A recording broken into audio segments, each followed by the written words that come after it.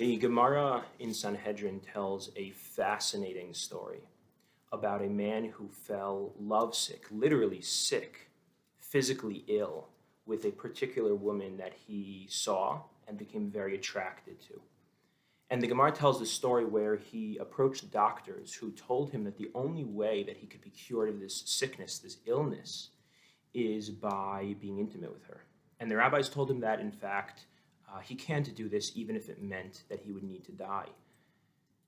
And then the man goes back to the doctors and says, okay, well, my rabbis told me that I can't be intimate with her, so do you have any other options for me?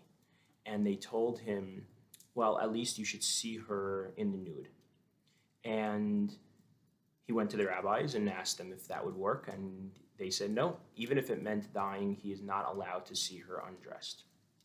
And so he goes back to the doctors, and he tells them this, and the doctors say, well, at least you need to speak with her, even from behind the wall, to speak with her, not to see her, but to simply speak with her. Seemingly, the assumption of interpreting this story is to speak with her in a way that is somewhat, in some way, sexual. And he goes to the rabbis, and they tell him he can't do this. So there's a whole discussion in the Gemara itself, and in the Rishonim, and the Achronim, in the commentaries, why he's not able to do this, even if it means dying. Is this, in fact, one of the commandments, one of the prohibitions that a person would need to give up their life to stay in accordance with? That's a whole discussion, not for right now. But the Gemara then goes on and tells asks a fascinating question. It says, why didn't the rabbis tell him, why didn't they advise him to see if he could marry her? And if he would marry her, then he would seemingly be intimate with her, and he would be cured of his issue. So this is a fascinating question, and the Gemara's answer is even more interesting. The Gemara says that actually, if he would have married her, it wouldn't have helped. He wouldn't have been cured. He wouldn't have been able to get over his sickness, his illness, his love sickness for her, even if he had married her.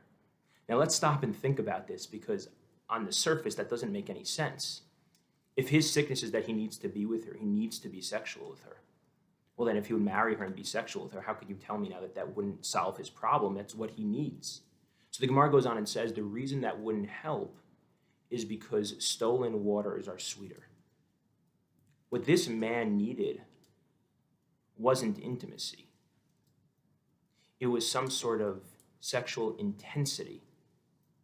He needed to be with her in a way that was specifically forbidden, not in the context of marriage.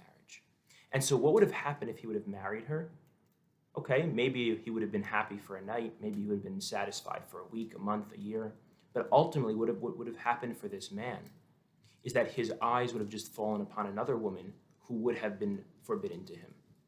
And this woman who used to be forbidden, but was now his wife, would no longer satisfy this desire that he had.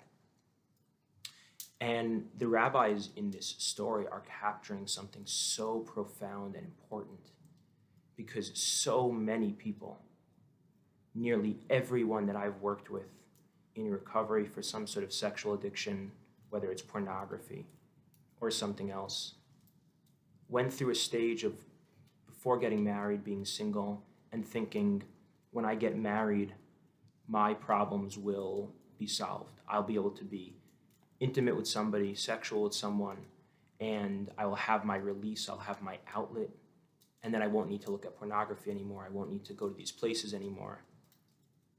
And then, whether it's a day later, a week later, a month later, a year later, or 5 years later, inevitably, that need for something else comes back. And the marriage solved virtually nothing for them in this area, because there's a huge difference between intimacy and intensity.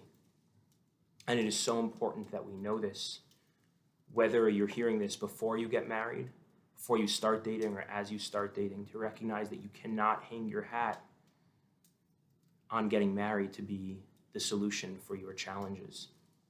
Or whether you are married and you're wondering, what's wrong with me? How am I still not cured? How am I still struggling with this? And what you need to know is that, of course, you're still struggling with this, because marriage was not made to help this problem. And there are ways to help you, again, in whatever situation you find yourself. There are ways that you can get help and make change. And you have tremendous hope. But recognizing the issue for what the issue is. And that's what this Gemara is teaching us about.